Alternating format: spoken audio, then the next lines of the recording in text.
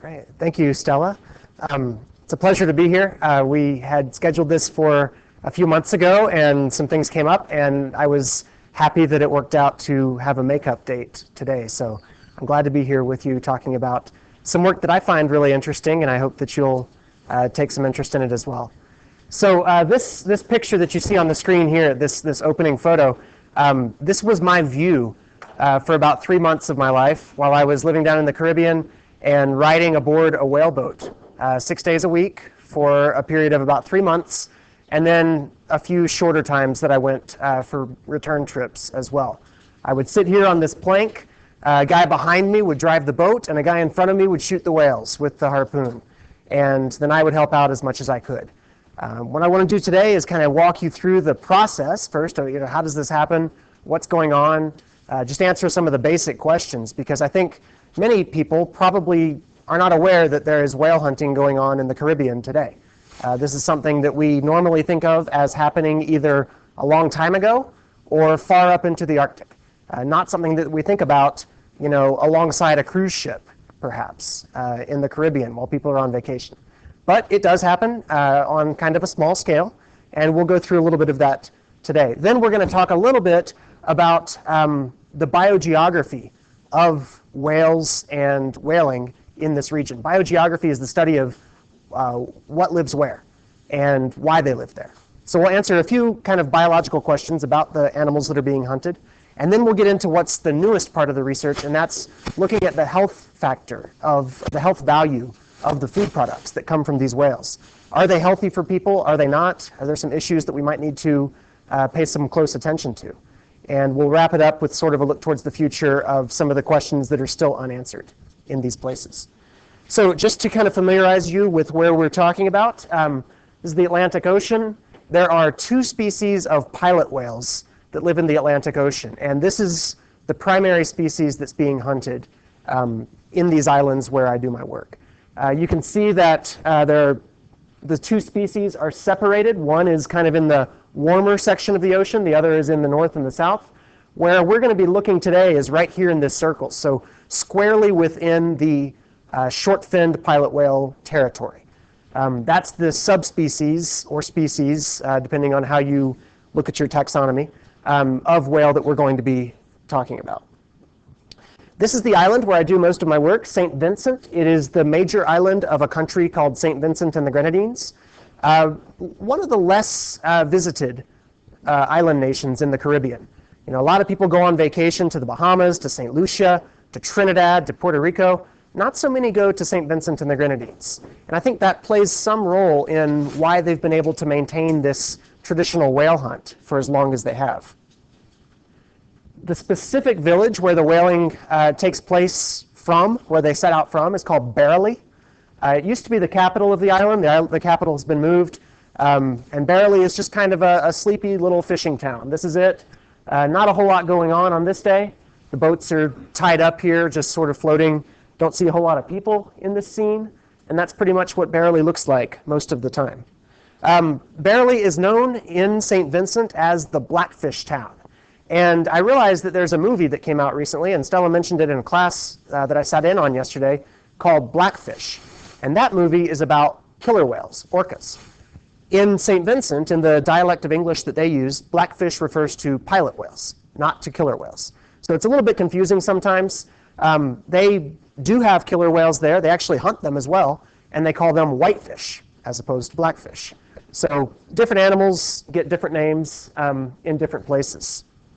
If you were to visit Barrowley, maybe after reading an article like this, you decide you want to go, you would see signs of blackfishing or of whaling, that you can tell that it's an important thing in this place. You'll see signs telling you where to go to buy the meat.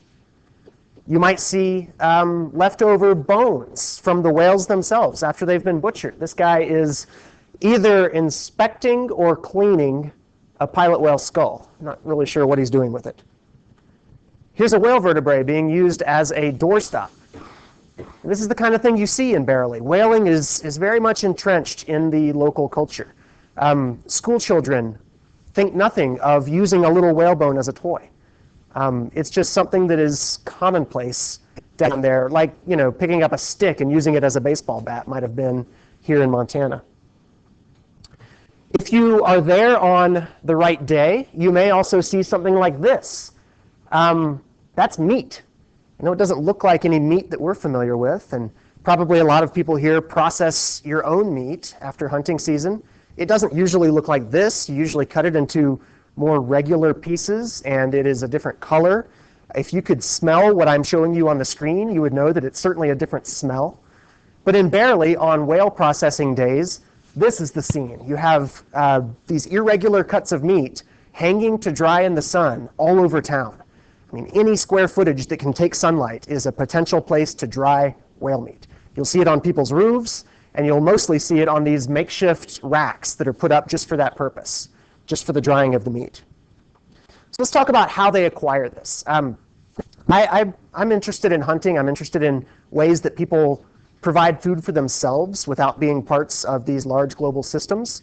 When I lived here, I hunted elk and deer. I lived off of meat that I killed myself for a year without buying anything from the supermarket. It was a great experience. And going down to a place like St. Vincent and sharing with them this experience of hunting in a completely different environment. They have no elk or deer on their island, but it still helps to forge a connection between myself and the people that I'm working with as sharing this sort of common approach towards food acquisition. Really help to level the playing field between us and to break down some of the barriers that, let's be honest, being by comparison a wealthy white American would have normally presented some barriers to entry down there. The shared aspect of hunting, I think, really helped to break some of that down. So to hunt whales in St. Vincent, you need harpoons. You can't go to a store and buy a harpoon. You probably can't even go on the internet and have one ordered. At least I've never seen a place to do that. You have to make them yourself. So this image here shows you the various stages of part of the harpoon, just the head, as it's being constructed. What the harpooner does first is cuts a rough outline out of just whatever spare piece of metal he has. That's the lowest part here. The middle image is he's filed it down and shaped it and sharpened it at the tip. And then the top image is that it's been attached to a shaft where it can be either thrown or fired into the whale. The whale boat looks like this. It seems awfully small. If you're going to be going out after whales, wouldn't you want something larger? This is the only size boat they use for whaling in St. Vincent. It's about 19 feet long. It's made locally. They don't buy boats and have them shipped in from anywhere. They build them themselves right there on the beach. The older folks tell me that they use the horizon as the level. They don't use any sort of a carpenter's level. I've seen some of the younger guys using levels, but I think the old story was the horizon. The boat is manned by 3 people. And just as an aside, I am using gendered language here. I'm saying manned and he, and that is accurate for whaling in St. Vincent. The gender roles are clearly defined. Women play roles. Make no mistake, women are definitely involved, but not in the aspect of hunting. So when I say he, I'm not neglecting to say he or she. It actually is he in this case. So 3 men on the boat. There's the boat driver in the back. They call him the stern man. He's at the stern of the boat. There's the harpooner in the front, and he's in charge. He's the captain. He's the one directing where they need to go. Whatever he says is the rule on board the boat. And then there's the center man, who really just acts as kind of a helper, passing things back and forth between the two, helping to haul the line when they catch a whale, and just doing whatever's needed. The 3 months that I spent there and then the subsequent visits that I made, I was the center man. So I would ride in the middle. It's the least experienced position, and that was fine by me. I would do whatever I was told. I would try to be as useful as I could be. I felt guilty most of the time because whoever would have been the center man was left on shore so that I could go along. I think this speaks to the value that the folks that I was working with placed on scientific research. They did not mind their productivity perhaps decreasing a little bit.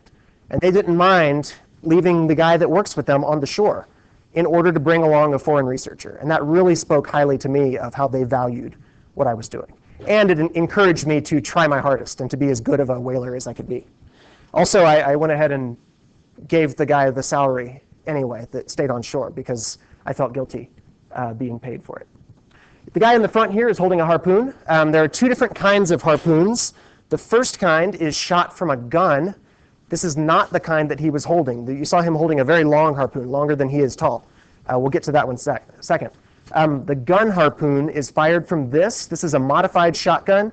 Usually you use a 16 gauge gun, but they've modified it to the point that it no longer even fires shotgun shells. That's a piece of pipe that's been welded in place of the barrel. And the harpoon is jammed down. This is the harpoon on its shaft.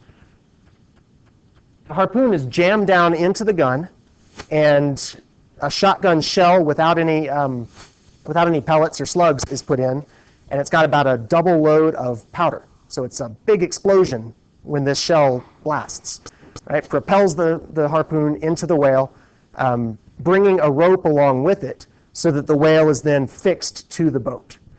If the whale is close enough to the boat that a gun is not necessary, that's when that hand-thrown harpoon comes into play. And it's much longer so that it gets momentum behind it, so that when you throw it, it's got the weight of a 7 or 8 foot long shaft to drive it into the whale. Now, I'm using the term whale, and I want to back up a little bit and just sort of make sure that we're all on the same page here. I don't want you to be picturing Moby Dick, the big sperm whales, okay? And I don't want you to be picturing humpback whales, the big whales with the baleen in their teeth that sing the songs. Those large whales, all baleen whales plus the sperm whale, are internationally protected, and it's forbidden to hunt them without special permission. And here on this island, these guys don't have that special permission, so they're not going after those large species of whale. They're going after pilot whales, which I showed you before, orca, or killer whales, and then a variety of smaller dolphins, all the way down to the bottlenose dolphin that you're familiar with from seeing in SeaWorld or wherever. These are the animals that they're hunting. The activity is still whaling, although in most cases it's a species of dolphin that they're bringing ashore and eating. So let's look at the process itself, and I think I really don't need to warn you this, but I'll just say it anyway, that we're going to look at some pictures of animals being hunted. So there is going to be some blood and there's going to be some death. Hopefully you can put that in the context of people providing food for themselves. But if it is something that makes you uncomfortable, it does not hurt my feelings for you to turn away. And I will warn you, or I will alert you when it's safe to open your eyes again. So the way it normally works is early in the morning, the 3 guys in the boat set off, and the path they take changes from day to day based on whatever the harpooner thinks is the most likely place to bring whales or dolphins. And they usually go along until they see something like this, a school of dolphins or a pod of dolphins or whales hopping or surfacing alongside the boat. When they see that, they decide, are we going to go after these or not? Small ones like this often will not be pursued until the end of the day. They're thinking maybe we'll get something bigger, and then towards the end of the day they'll say, well, we didn't catch anything, let's get some of these small guys. We know that they're always there. They'll usually pass these up in the morning. And they'll go for bigger animals, like this one. This is a Risso's dolphin. It is, about 12 feet long, provides food for many, many people at once. He sees the Risso's dolphin, he takes aim with the boat, or with the gun, and he fires. And in this case, it was a hit. So that you can see here the harpoon is in the side of the Risso's dolphin, and the dolphin's being brought up alongside the boat. All right, that's its body there, kind of drifting up towards the front of the boat.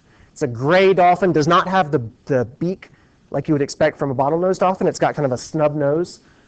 Looks like sort of a in between a pilot whale and a bottlenose dolphin.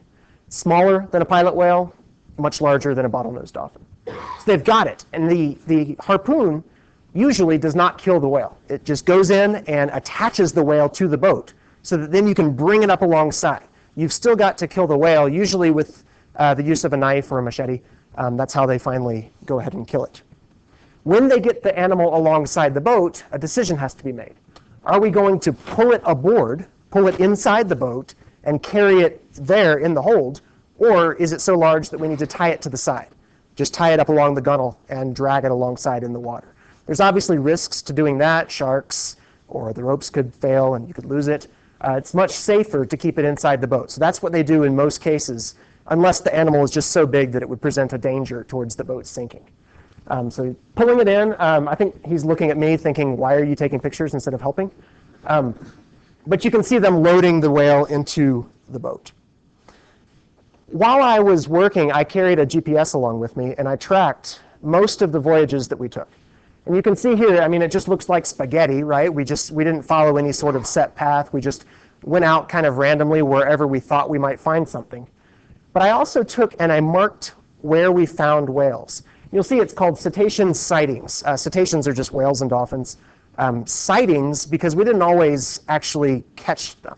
Sometimes the harpoon would miss and they would get away, but that still counted as far as I was concerned. We still found one at that place. There was one there. So I mapped it all here, and it looks somewhat random. I mean, the dots are kind of spread out almost everywhere. But when you categorize it not by longitude and latitude, X and Y, but when you categorize it by depth, something really interesting comes up.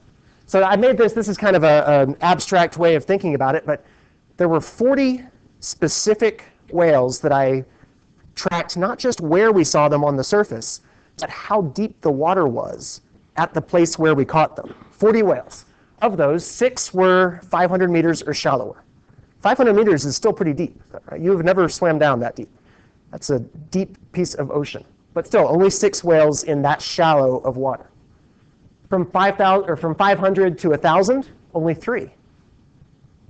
From 1,000 to 1,500, only 4. From 1,500 to 2,000, again, only 4.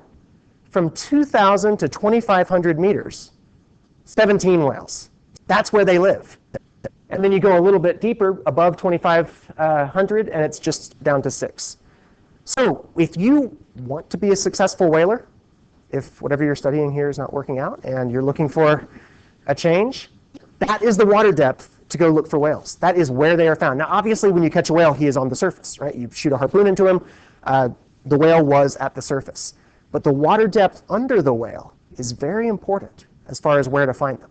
I thought I was so clever. I did this work. I printed out these maps. My next trip down to St. Vincent, I showed them to the lead harpooner. Look, I can help you. This is where your whales are being found.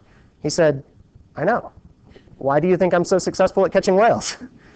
So there are some bits of knowledge that already exist even before scientists come up with them. It's an important thing to keep in mind when you're traveling and when you're talking to people that know different things than you do. That you're a scientist, you're learning things through your method of learning. There are other methods of learning that have been used for a long time that have oftentimes come up with the same results. So I used the information that we got to kind of look at the main area that gets hunted, and it's right about here. And as you would expect, the whalers know what they're doing. They're taking the boat out into the Grenada Basin. It's a deep channel, a deep section of the Caribbean Sea. They're not going east towards Barbados. It's too shallow. Right? There wouldn't be any whales there. They're not going really far west to the Aves Ridge. Again, it's too shallow. They're staying in the correct depth of water to find the whales that they're looking for. To me, that was genius. To them, it's just another day's work. Another kind of quantitative measure here is the record of the number of whales that they catch. These records are for per year. These are the annual catch records. And I've separated out pilot whales from dolphins because there's an interesting change that took place around the 1980s. And that was a shift in the target species. So prior to the 1980s, they were catching mostly pilot whales. Dolphins were supplementary. Something happened there in the 80s, and it could be that they caught too many pilot whales. It could also be that the pilot whales learned to avoid motorboats. There's many different explanations for it, but what happened was this switch from pilot whales being the mainstay to other species of dolphins, bottlenose, Risso's dolphin, Atlantic white-sided dolphin. Plenty of different species are now the mainstay of what's being caught. You notice there's a couple of gaps there, right? So in the late 80s to early 90s, and then from the mid-90s up till the late, or the, whatever that decade is called, the 2010s. Let's take away this. Let's look at those gaps there, okay? And I think this is the point that I want to make here about these gaps is the importance of field work to science. And field work is when the scientist actually goes to the place and spends time there and is present and is a member of the society. In this case, when it comes to recording the number of whales that are caught, it only happens, the recording only happens when there's a scientist in place. So the first section here, from the mid-1960s up until the 70s, there was a scientist named Caldwell, actually two, it was a husband and wife team, the Caldwells. So the Caldwells were doing research. They were recording how many whales and dolphins were caught. Right after they finished, a geographer from Minnesota named Adams, a guy named Price came in, and then after Price, a geographer from Minnesota named Adams came in, and he started counting the whales and dolphins. And you see, these are lining up one after the other. It worked really well. But after Adams left, in the early 1990s, or late 1980s, I guess, nobody took his place. Nobody came in after Adams, and so there's a gap there.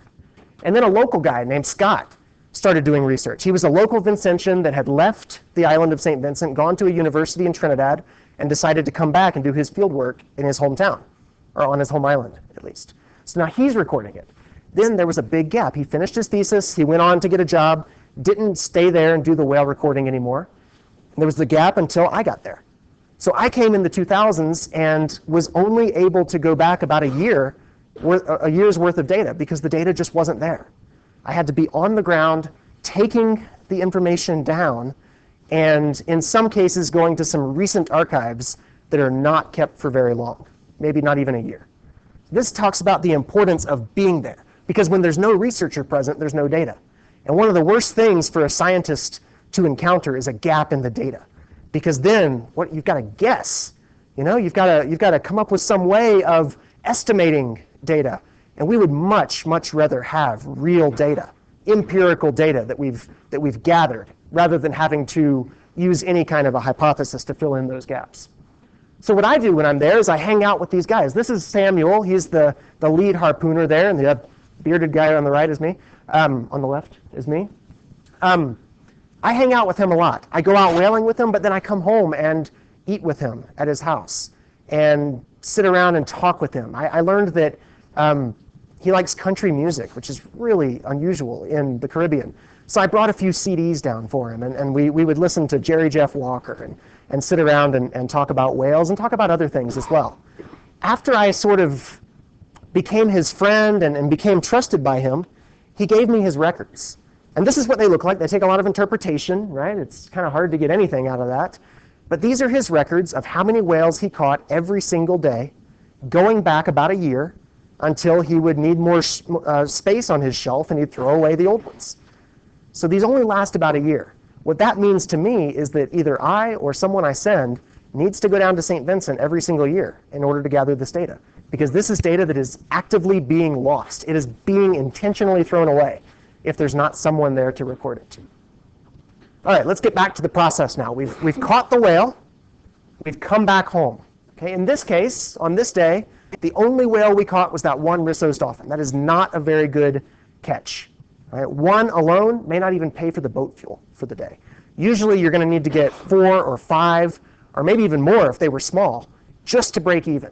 It's not a very wealthy career, not a very rich career to be a whaler. You're just kind of riding that line between being in the black and being in the red most of the time. But this is a pretty big dolphin, a pretty big Risso's dolphin. Maybe it will allow Samuel to make enough money to pay back his fuel. Maybe not in this case. They bring it ashore, they put it up on the dock, and people come by to try to buy it. And it's sort of like an auction. Have you ever been to one of these silent auctions where you're not actively bidding, but someone just says, I'll pay this, and then somebody else writes a higher number? It's a little bit more like that. There's no active bidding, there's no auctioning, certainly no auctioneer.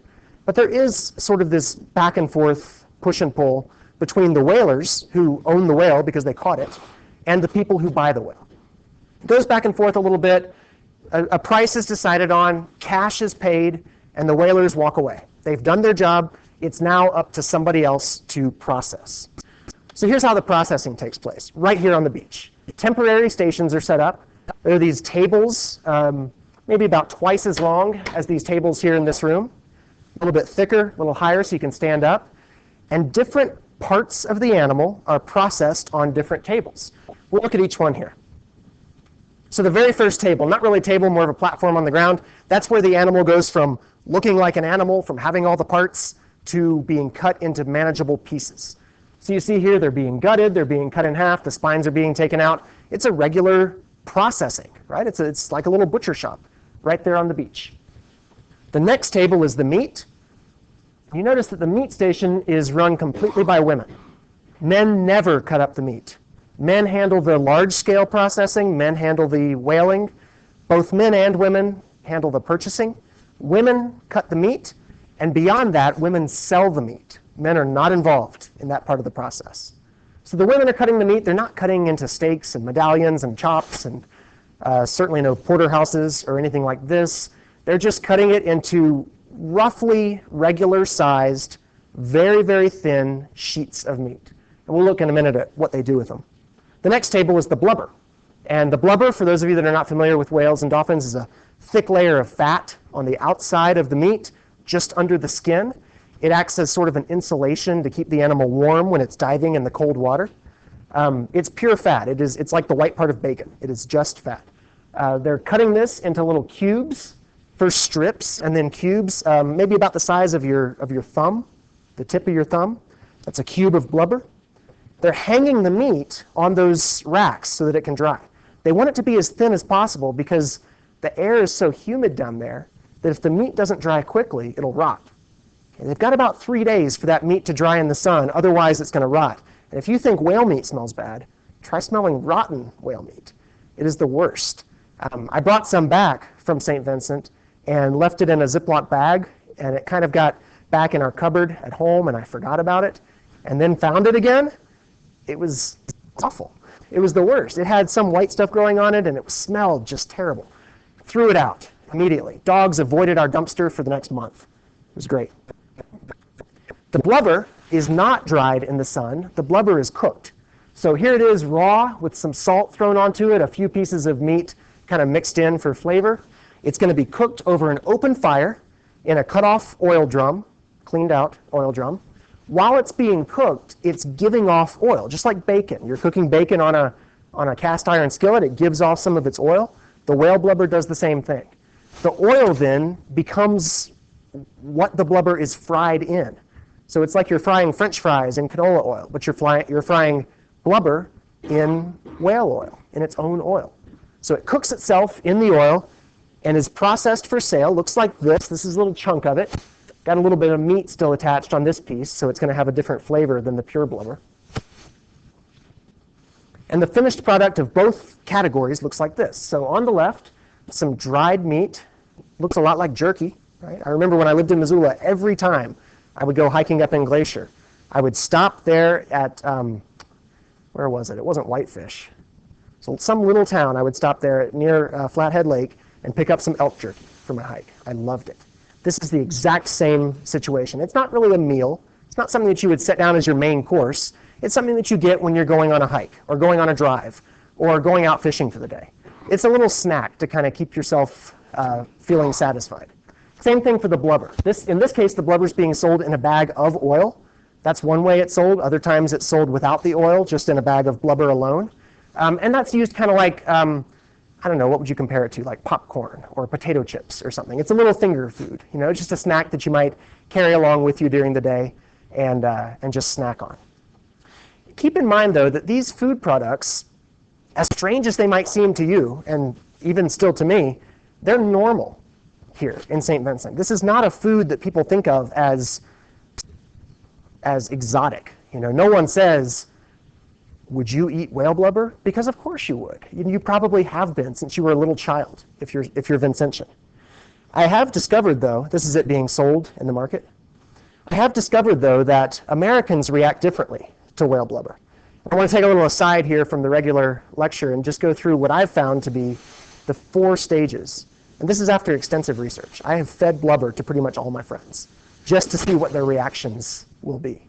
And I've really boiled it down that no matter where you are, no matter who you are, and no matter even where your blubber came from. I do whaling work in other parts of the world as well, and I've brought blubber from there too.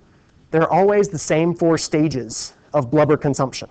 So let's look at them. The volunteers in this case are going to be my brother on the left and my former neighbor when I was in graduate school on the right. So Andy and Sarah, they did not know that I was going to be using their pictures all over when I give presentations, but that's what they get. They got free blubber in return. So Andy, my brother, has a piece of blubber on a fork. Sarah, on the right, has a piece of a potato with blubber and whale meat stacked on top of it, like an open-faced sandwich or a little hors d'oeuvre. And we're going to eat it. So the first stage is excitement. You've got something new that you're going to be able to post on Facebook. I ate blubber. Look at me. I'm exotic, right? Pure excitement. You haven't smelled it yet. You're just running on adrenaline. The second stage, you start to think, this may not be such a good idea. You're still a little bit amused. You're still having a good time, but you realize, wait, this is me. I have to eat this blubber. It's not somebody else. I don't get to make fun of someone else. I've got to do this, and I've already committed. So you put it in your mouth, and you realize, oh, wait a minute.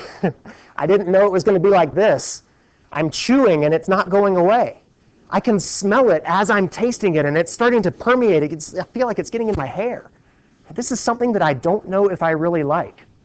And then finally, the fourth stage is pure regret. You realize you've got to save face and swallow it. I mean, you can't spit out half-chewed blubber. That won't do. You realize that you've got to go all the way through with this and actually swallow it. If you want the story that you ate it, well, you got to man up and eat it. That's what you realize in this fourth step. Okay, let's get back to the science. In St. Vincent, these reactions, these four stages, are not what we find. We find people enjoy eating blubber.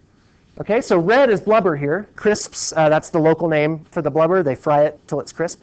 The meat and the oil. Oil is used sometimes as a medicine. They'll take a little shot glass full of it if they're feeling sick. More often than that, it's applied to the skin and to the hair as sort of like a lotion, I guess, like we would use. So it's not really eaten like the others are. I broke it up into male and female just because I knew that the women use the blubber or use the oil a lot more than the men do, and I wanted to show that distinction. But even the smallest category here, I guess that would be the male consumption of the meat, is still about 25 times per year. Can you think of any meat that you eat 25 times a year? I mean, maybe, if you really like bacon, twice a month you eat bacon? Yeah, I guess so. But certainly not exotic things to us like whale meat. Right? This is just showing how it's ingrained into the culture. It's something they do regularly. Now we need to depart for just a moment. I'm not going to do sort of this 50-50 comparison here, but I want to take a little trip up north for just a little while into the territory of the long-finned pilot whale, because there's a group of islands also that hunts pilot whales where I've done some work that I want to just make a few quick comparisons to. This group of islands is called the Faroe Islands. It looks like this, located about halfway between Great Britain and Iceland. Nice little group of islands. Again, not a place that a lot of people go. I don't know why. It's beautiful. I think that more people would enjoy going to the Faroe Islands if they had the chance. It's a really great place to be. And they hunt whales there. They don't hunt with the same methods, the same tools in the Faroes as they do in St. Vincent. They use this hook, and I know there's nothing to show you a sense of scale. The hook is about as long as my arm. So it's a big hook. And then the knife is about a foot long. So a fairly good sized knife as well. These are the tools they use for whaling. And the way that they hunt whales in the Faroes, and I'll warn you, this is another time when the slides get bloody, they drive the whales into the beach. Just like you might herd a group of cattle or sheep on horseback or on a truck or an ATV, they herd the whales using boats. Lots of boats get together and drive the whales in until the whales beach themselves on the beach. They cause a beaching. So the whales swim up onto the beach, or close enough. They're drug ashore then by these hooks. Okay, the hook is placed into the whale, either piercing the whale's skin, or some of the new hooks just go into the blowhole. They don't have a sharp tip on them. But either way, the whale is attached with the hook. Some men, and again I'm using men because that's who does it, drag the whale to the shore, and then another man cuts the whale with the knife and actually severs its spinal cord by hand with the knife there. It's an awfully bloody thing. The water turns red. You may have even seen some photos of this on the internet. There's a lot of protest involved with this. And one of the best tools they can use in the protest is a picture of a bloody harbor with a bunch of dead whales. Right? I mean, if you're going to protest something, that's a pretty effective way to do it. The water just turns completely red when this happens. This is the product. You've got whale meat in the center, very dark, very red meat. The blubber over on the right, and then being eaten with potatoes, just like my former neighbor was doing in those pictures. In the Faroe Islands, and I want you to pay attention to what this graph is, In the Faroe Islands, the men and the boys eat whale meat at about the same frequency as the men and boys in St. Vincent. But there's a big gap in how much whale meat is consumed by girls and women in the Faroe Islands as compared to St. Vincent. And this is interesting. Why would Faroese girls not eat this stuff when Faroese boys eat it and St. Vincent boys and girls both eat it? There's something that the Faroese girls and women are trying to avoid. They're eating at a good 10 times less than everybody else. The answer comes from the government. You don't need to read all this. I'll highlight the important stuff. This is a letter that was sent out, kind of a public service announcement, that was sent in 1998 throughout the Faroe Islands and translated into English for foreign researchers. 1998, and it was warning people that whale meat was not healthy. So the first thing that was told, that was said, is that a fetus, an unborn child, can be harmed if the mother consumes whale blubber, even if she consumes it before she is pregnant. So you could be 14 years old, a 14-year-old girl, eat a lot of whale blubber, grow up, 24 years old, you get married, you get pregnant, that blubber that you ate could affect that baby. It stays with you for a long time. That's the blubber. The meat's also dangerous. The suggestion in this public service announcement was that women who are pregnant or who are still nursing should not eat the meat. It doesn't stay with you as long, but it's dangerous during that time. And of course, pregnancies can come up unexpectedly. So some women avoid the meat all the time if there's even a hint of a chance that they could become pregnant while they're eating, not at the moment, but during the period of time that they're eating that meat. I guess it would be kind of hard to get pregnant while eating whale meat. That was 1998. 10 years later, in 2008, the same doctors, and these are sort of like the surgeon generals, I guess you would say, of the Faroe Islands. The same doctors, 10 years later, released another statement that had a title. And the title was, "Don't eat whale meat anymore. Don't eat the meat, don't eat the blubber, just do not eat this stuff. It is not good. It's got too much pollution in it. Too many environmental contaminants that have found their way into the food stream, the food chain, and they're stuck there in the tissues, the meat, the muscle, and the blubber tissues of these whales, making them no longer a healthy food." And it was actually a really emotional statement. You don't usually read this sort of thing from the government, right? The word sadness, I've never read that on any .gov website, right? They don't acknowledge personal emotions very much. But in this case, they did. They said, look, we have been a poor, resource-poor country, way up here in the North Atlantic. We don't have any trees.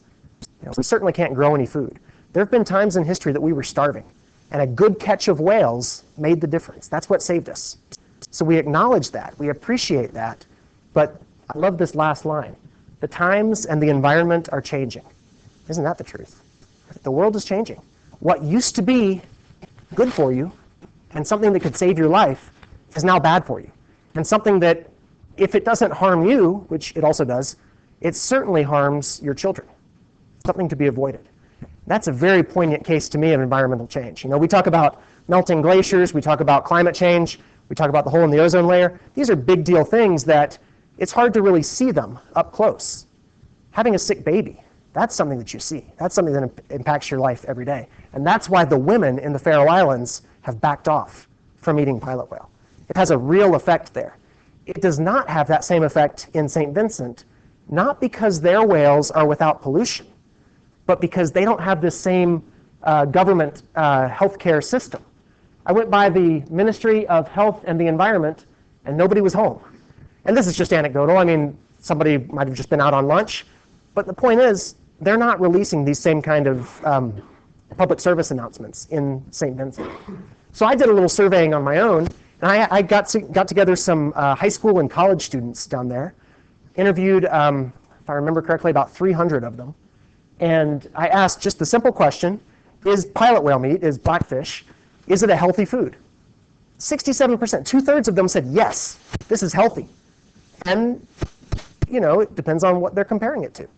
Maybe it was healthy compared to the packaged, processed, store-bought things that were the alternative. Maybe it wasn't, though. Maybe their family had a flock of goats and they could have eaten some meat from a goat instead. But the fact is that 2/3 believed and we're acting on this belief that it was healthy. So in St. Vincent, there could be a real risk to people's health. So I did some more work. I took some samples. I cut pieces of these whales and dolphins out of their bodies after they'd been caught, and I took them back to a lab in North Carolina. And I have a colleague there working with NOAA who did some analysis on mercury. And this is what he found. And at the bottom, those long words, those are just species names.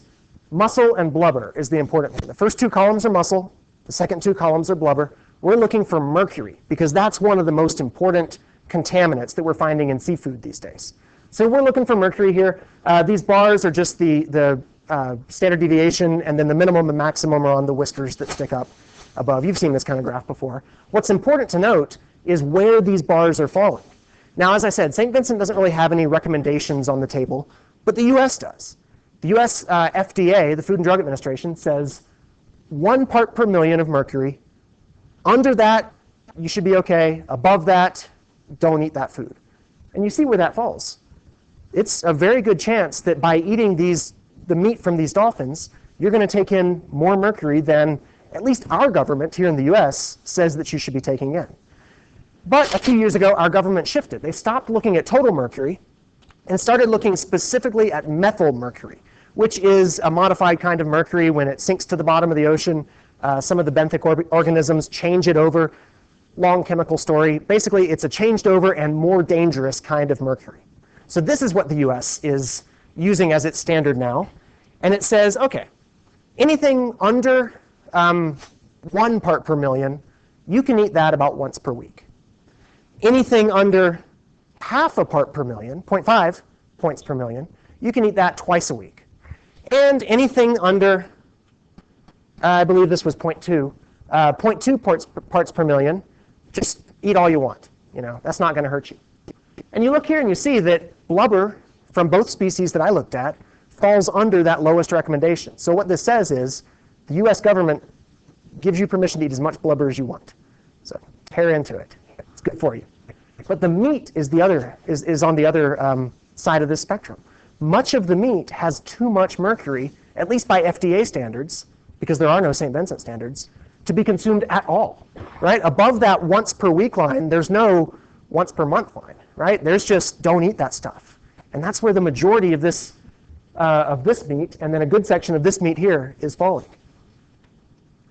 Now, some people are doing some research in the Arctic on food preparation methods. And they're saying, look, these traditional methods that people use, they're able to reduce the contamination in these traditional foods. So you catch a fish, you catch a seal, it's got a lot of contaminants in it, but you put it through this traditional Inuit preparation method, and it's no longer bad for you. Some of those contaminants get neutralized or somehow are washed out of this meat. Well, maybe that's the case. Maybe what they're doing in St. Vincent is like what the Inuit are doing, and it's reducing the contaminant load because of their traditional preparation methods.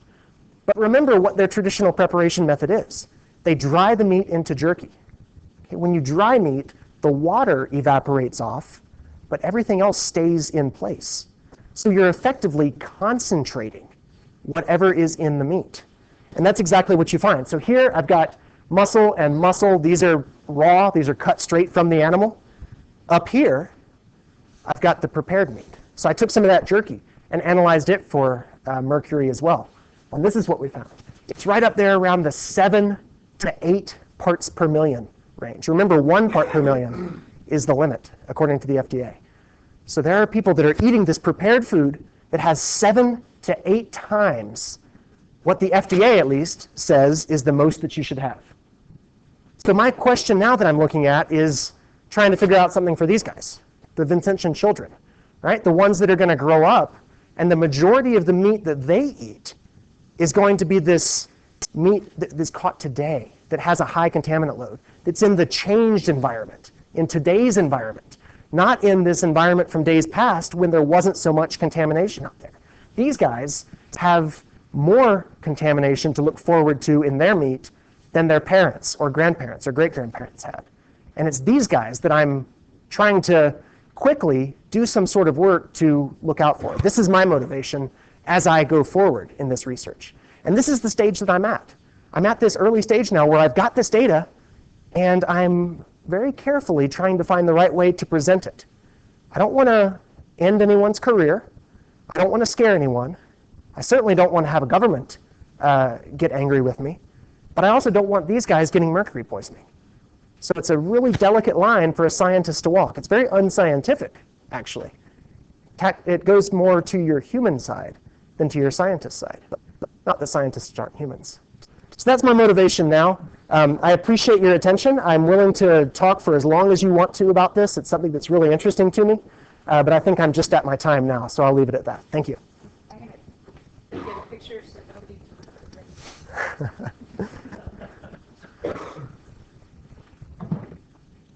You can ask questions. So is there any, I'm saying, Vincent, whatever, any governmental advice at all about this? There's no recommendation